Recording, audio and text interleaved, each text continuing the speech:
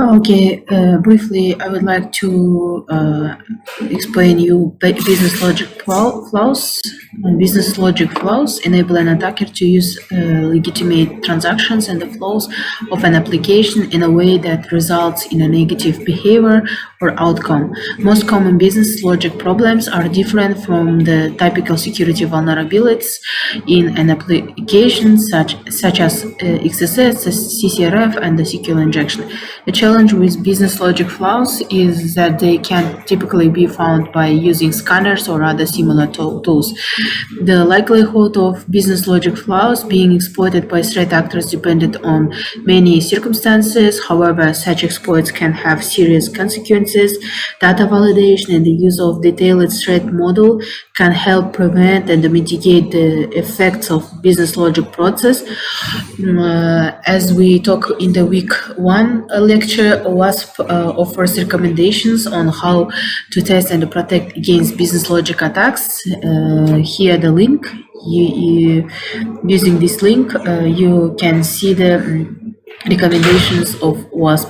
Also, we have another organization is Mitra. Mitra has assigned common weakness enumeration ID.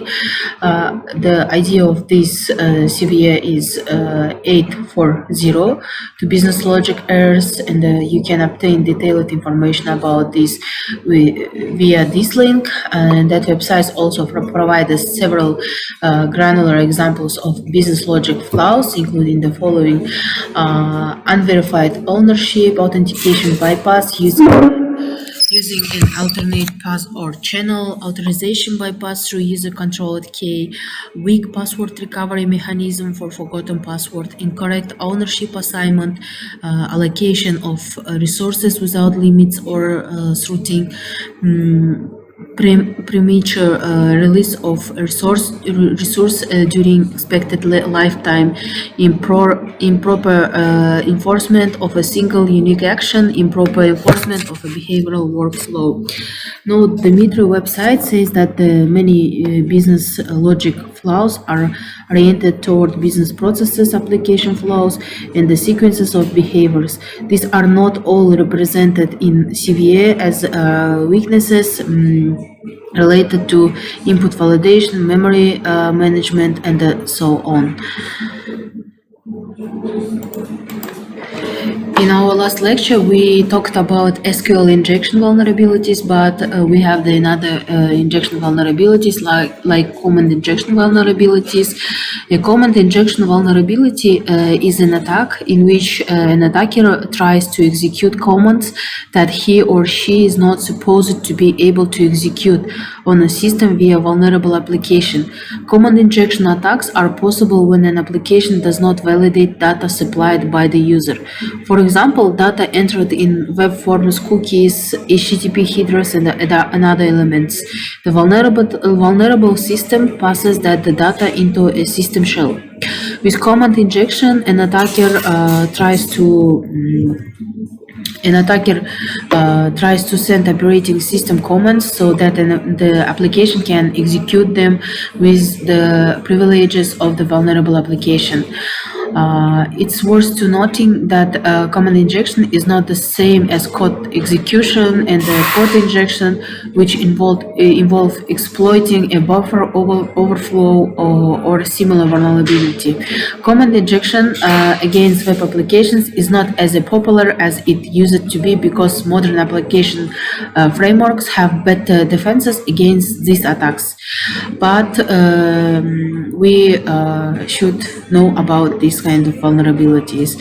In the FIGOR, there is the example of command injection using the intentional vulnerable DVA application, and the website allows the user to enter an IP address to perform a ping test to that IP address, but the attacker enters the string with the IP address called etc password. Here, this one, to cause the application to show the contents of the file etc password. and here we can see the information. It's the example of common injection vulnerability. You also can enter to this DBA and try to do this, pass this IP address and submit that. Also, WASP provides good explanation of how common injection works. Here also the link where we can find this kind of information. Also, I would like to explain about the lightweight directory access protocol, or in other words, LDAP injection vulnerabilities. LDAP injection vulnerabilities are input validation vulnerabilities that an attacker uses to inject and execute queries to LDAP servers. A successful LDAP injection attack can allow an attacker to obtain valuable information for further attacks on databases and the internal applications.